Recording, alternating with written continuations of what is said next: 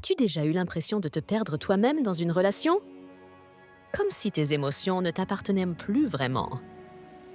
Comme si chaque dispute te laissait plus confus qu'avant. Comme si aimer faisait plus mal que de te guérir. Ça peut être de la manipulation émotionnelle. Et souvent, on ne la voit pas venir.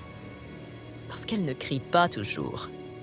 Elle ne contrôle pas toujours de manière évidente. Parfois, elle s'installe dans le silence, dans la culpabilité, dans des phrases qui te font douter de toi. La manipulation émotionnelle dans l'amour ne commence pas avec des coups ou des menaces. Elle commence avec de petites choses, presque invisibles, mais qui te consument petit à petit. Est-ce que ça t'est déjà arrivé? Tu dis que quelque chose t'a blessé, et on te répond: tu exagères? Ça ne s'est jamais passé comme ça. Tu te fais des idées.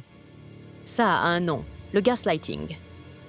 C'est une forme de manipulation qui cherche à te faire douter de ta propre perception, de ta mémoire, de ta vérité. Et quand ça arrive souvent, tu commences à ne plus te faire confiance, à penser que le problème vient toujours de toi. Un autre signe fréquent: on te fait sentir coupable de poser des limites, de vouloir du temps pour toi, de vouloir être avec ta famille ou tes amis. On te dit: si tu m'aimais vraiment, tu n'aurais pas besoin des autres. Mais l'amour véritable ne t'isole pas. Il te relie. Il t'offre la liberté, pas des chaînes invisibles. La manipulation émotionnelle se cache aussi dans le « j'ai besoin de toi », dans le « sans toi, je ne suis rien ».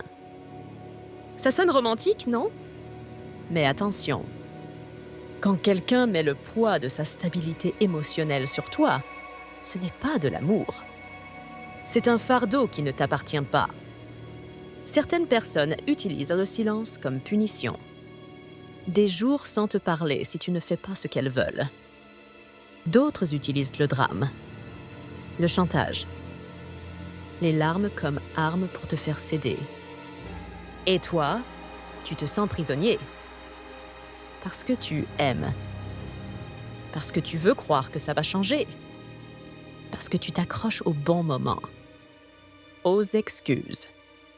Aux promesses. Mais l'amour sain ne te fait pas peur. Il ne te fait pas douter de ta valeur.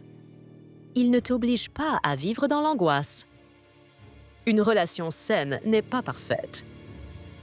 Mais elle te fait te sentir en sécurité, pas perdu. Elle te donne la place d'être toi-même. Et elle te valide, même quand il y a des désaccords.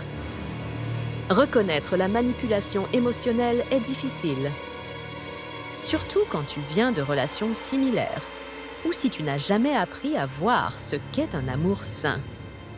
Mais c'est possible de se réveiller, de retrouver confiance en ton intuition, de t'écouter à nouveau.